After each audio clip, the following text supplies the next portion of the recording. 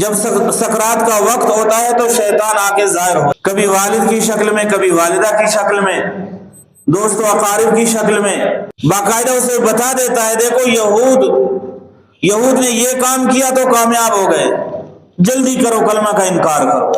علماء فرماتے ہیں اس موقع پر شیطان 99% کامیاب ہوتا ہے۔ اللہ ہم سب کی حفاظت فرمائے۔ یہ ایمان قبر تک لے جانا کوئی آسان کام نہیں ہے، اور بتا دیتا ہے کہ نصارہ نے اس طرح کیا، کامیاب ہو گئے، جلدی کرو کلمہ کا انکار کرو، حدیث کے الفاظ ہیں۔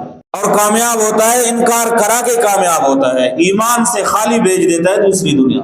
بہت کوشش کرتا ہے، سمجھا دیتا ہے کہ یہود و نصارہ کامیاب ہو گئے، لہٰذا تم بھی انکار کرو۔ والدین اور دوست اور عزیز و اقارب کی شکل میں آتا ہے اور کہتا ہے میں ہو کے آیا ہوں، مجھے پتا ہے وہاں کیا ہوتا ہے، انکار کرو، جلدی کرو۔ جب وہ انکار کرتا ہے تو وہ تقریب منعقد کرتا ہے کہ ایک میں تو پختہ کامیاب ہو گیا۔